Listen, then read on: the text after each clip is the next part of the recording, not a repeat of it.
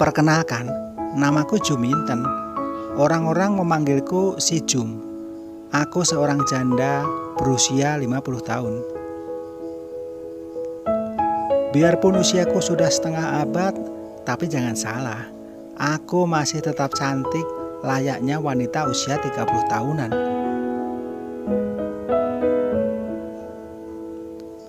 Itu karena aku rutin melakukan fitness dan juga selalu melakukan perawatan, terutama perawatan wajah.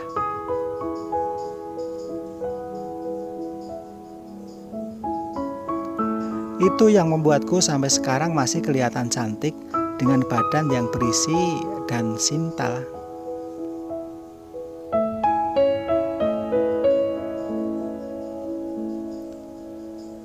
Aku menjanda sudah 5 tahun lebih. Dulu suamiku meninggal karena sakit jantung yang dideritanya sejak usia dia 30 tahun.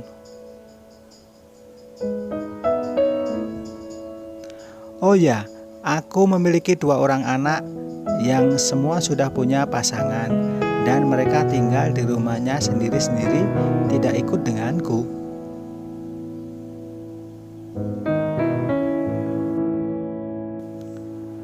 Tapi untung, aku tidak tinggal sendiri di rumah sebesar ini.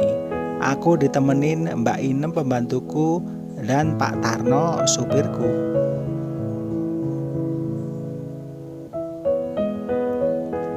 Biarpun begitu, setiap hari Minggu anak-anakku pada datang ke rumah untuk sekedar melepas rindu. Mereka pasti datang dan selalu membawakan buah tangan.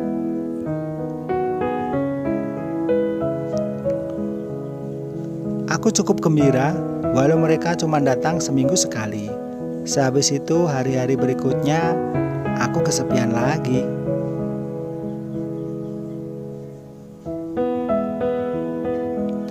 Mau gimana lagi, aku juga tidak bisa memaksa anak-anakku untuk tinggal bersamaku. Yang penting mereka bahagia, aku pun sudah ikut bahagia.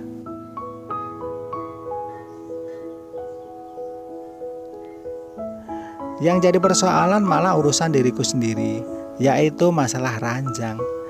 Sepeninggal suamiku aku jadi kesepian, tidak ada yang membelaiku.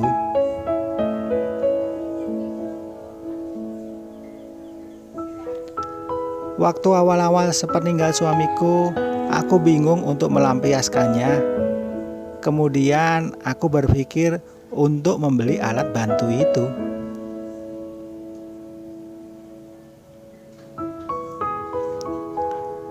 Jadi sampai sekarang alat itu yang menjadi senjataku untuk kebutuhan batinku. Dan itu sudah membuatku terpuaskan.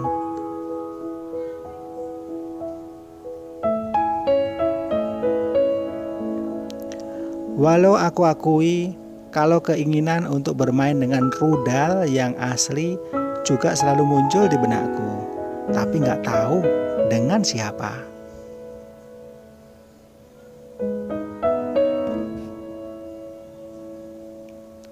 Suatu hari Mbak Inem pembantuku pamit untuk pulang kampung selama 3 hari karena saudaranya ada yang punya hajat.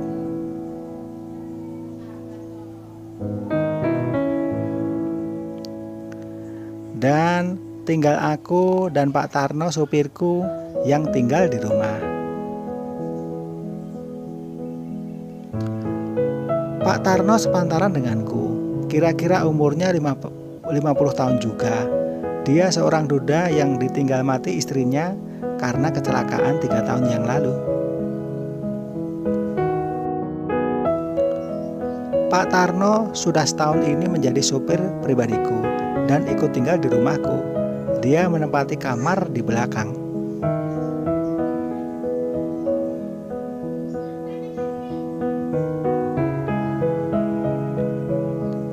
Pak Tarno memiliki tubuh yang tinggi besar, badannya berotot dengan wajah yang sedang, tidak jelek dan juga tidak ganteng.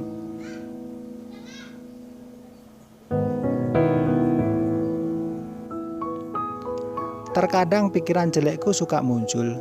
Gimana ya rasanya kalau bermain bersama Pak Tarno? namun semua hanya angan-angan saja.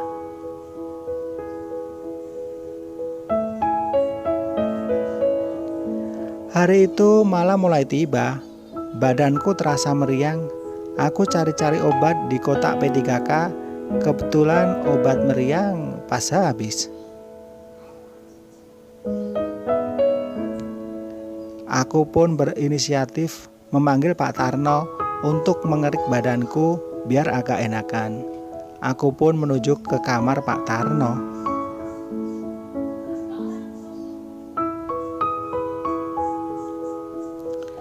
Ku ketuk pintu kamarnya. Tak berapa lama pintunya pun dibuka. Aku terkesima melihat Pak Tarno hanya mengenakan celana kolor saja.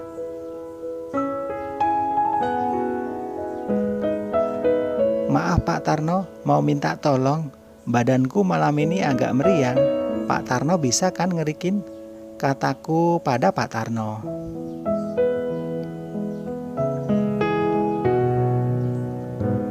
Oh iya, bisa Bu. Sekarang apa nanti Bu? Dan di mana? Tanya Pak Tarno. Sekarang ya Pak, di kamarku aja. Jawabku singkat.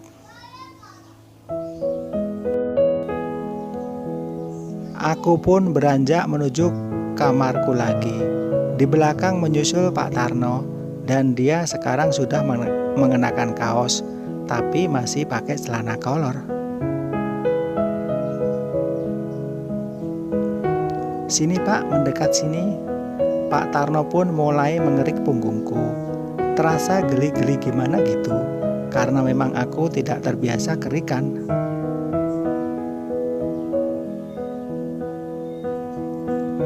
Sambil kerikan kita ngobrol macam-macam, sampai-sampai obrolan kita menjurus ke hal itu. Hingga tanpa kusadari, Pak Tarno memelukku dari belakang. Aku yang sedikit kaget hanya diam, karena memang sudah lama sekali aku haus akan dekapan seorang pria.